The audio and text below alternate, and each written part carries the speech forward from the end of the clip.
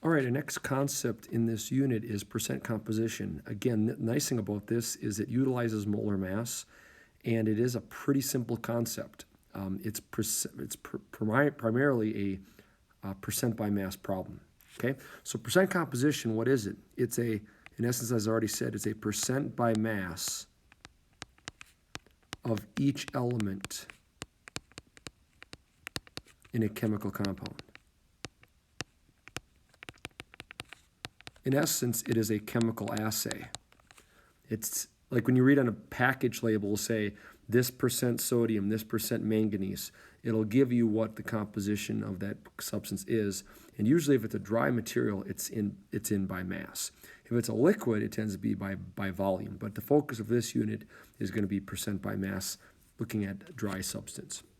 All right, so it's a very simple technique. You can already see an example of this right here with water. We do exactly the same process as molar mass. We get the formula. How many of each element do we have? We multiply across by their atomic weights, add it up, and we get the molar mass. Then, if we want a specific, in this case, they're asking a specific element. What's the percent by mass oxygen in water? We'll then take the amount of oxygen present, divided by the total amount, times 100 gives us our percentage.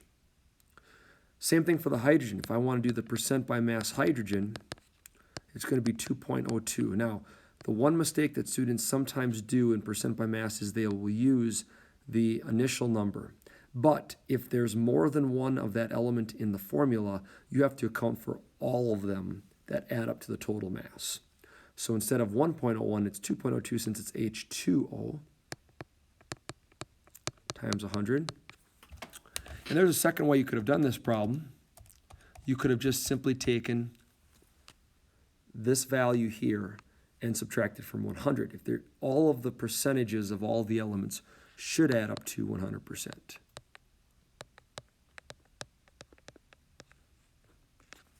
So the very last element, if you don't want to do it this way, you could easily just subtract from 100 as well. Okay? All right, so let's go ahead and why don't you go ahead and try do problems 2 and 3. And then when you restart the lecture, I will go through each one individually with you, but see if you've got it correct. Okay?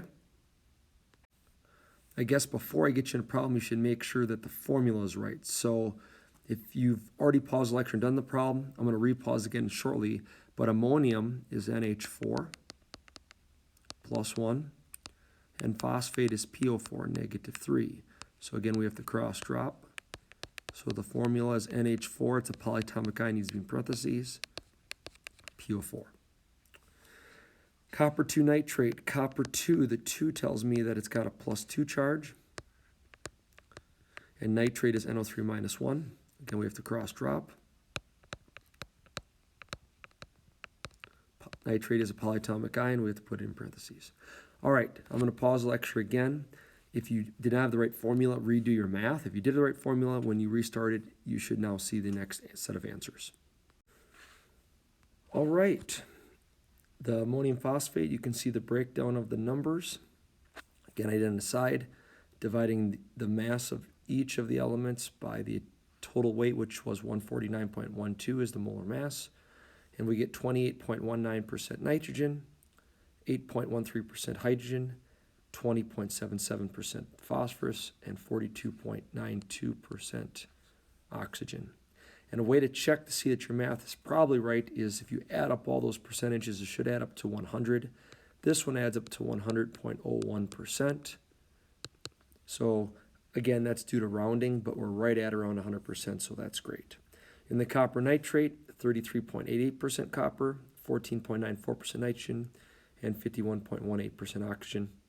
When you add those percentages up, it does indeed add up to 100% exactly. So right there is the percent composition of each of these two chemical compounds. In essence, again, the mass percent of each element in the chemical compound.